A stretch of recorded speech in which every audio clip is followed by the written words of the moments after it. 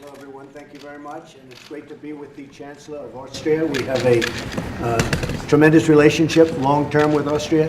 And we're going to be discussing numerous things, immigration today, but we're also discussing trade. We have a very big trade presence and a very good relationship on trade. Do a lot of business with each other. And Chancellor, it's very nice to have you. Thank you very much. Thank you. Please. Thank you, Mr. President, for receiving us here in the US and the White House. It's a pleasure for my delegation and for me to be here. Austria, as you probably know, is compared to the US a very small country, but we are a beautiful country. It's true. We are an economically quite strong country. You would probably say a great country. We are in the heart of the European Union, an active member state of the European Union. As a small country, we need international cooperation, and therefore I hope that we can discuss now our bilateral relations, but also the relations between the European Union and the United States of America. Of course, trade and how we can gain economic growth for the US, but also for Europe, and probably international issues like Middle East, Korea, Right. and probably also Russia. Thank you for receiving us. Thank you very much. Thank you. Appreciate it. Thank you. Thank you. Mr. President, are you going to impose auto tariffs on the Europeans? Well, it's something we certainly think about. We're trying to make a deal. They're very tough to make a deal with the EU. They've been very difficult over a period of time, over many, many years.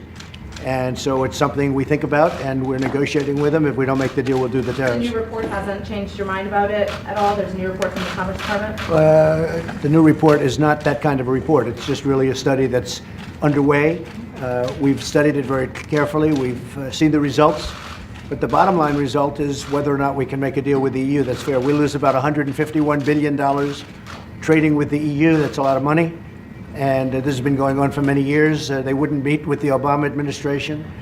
And they're meeting with us. So we'll see what happens. We'll see what happens. Mr. President, should the Mueller report be released while you're abroad next week? That'll be totally up to the new Attorney General. He's a tremendous man, a tremendous person who really respects this country and respects the Justice Department. So that'll be totally up to him. The new Attorney General. Yes. Mr. President, what do you expect from Austria? Now, I guess from what I understand, that will be totally up to the Attorney General. Okay? Mr. President, what do you expect from Austria? Decriminalize homosexuality. Are you doing that, and why? Say it. Your report to decriminalize homosexuality around the world. I don't know which report you're talking about. We have many reports. Anybody else? Mr. President, what do you expect from Austria? What do you expect from the Austrian Chancellor to do in European policy? Well, we're just going to have a great meeting. We have a great relationship, and our countries have a great relationship. And he's a very young leader, I have to tell you. You are a young guy. That's pretty good. But the problem with the age is getting better from day to day. That's so. right. Someday you won't be saying it.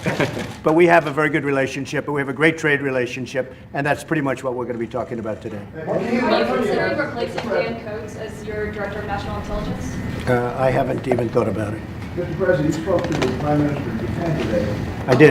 How hard is it going to be to get North Korea to completely verifiably denuclearize? Well, I spoke with, this morning, with Prime Minister Abe. Had a long conversation with him. We talked about the trip next week to Vietnam, which would be, I think, very successful. I think the first trip to Singapore was extremely successful. We'll be meeting with Chairman Kim for 2 days, and I think we'll accomplish a lot. We started off with a very good meeting, and I think we'll continue that along. I don't think this will be the last meeting by any chance, but I do think that the relationship is very strong. When we started, as you know, there were a lot of problems. There was the missiles going all over. There were hostages that were being held.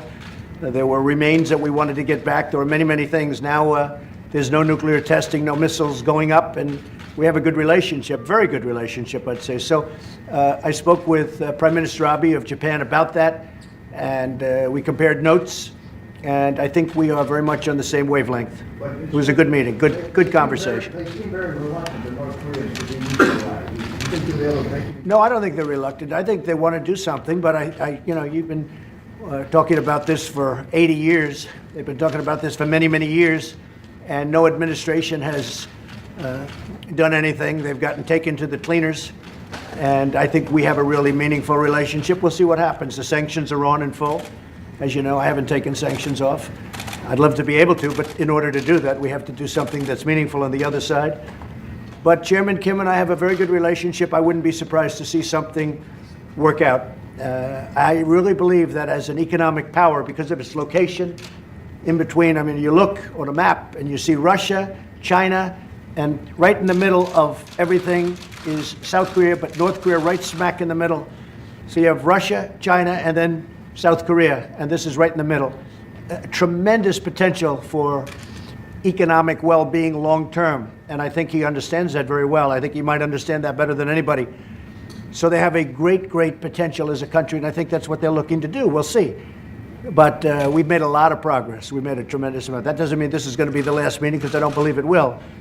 But we have subjects to discuss which will be very fruitful, I believe. Mr. President, can Austria... On Andrew McCabe briefing McConnell and Paul Ryan and Devin Nunes, telling them about the investigation into you? Well, I think Andrew McCabe has made a fool out of himself over the last couple of days, and he really looks to me like sort of a poor man's J. Edgar Hoover. He's I think he's a disaster. And what he was trying to do was terrible, and he was caught. I'm very proud to say we caught him. So we'll see what happens, but he is a disgraced man. He was terminated, not by me, he was terminated by others. The IG report was a disaster from his standpoint. Anybody reading the IG report would say, how could a man like this be involved with the FBI? And the FBI has some of the greatest people, some of the finest people you'll ever meet, but this man is a complete disaster. Thank you all very much. Thank you.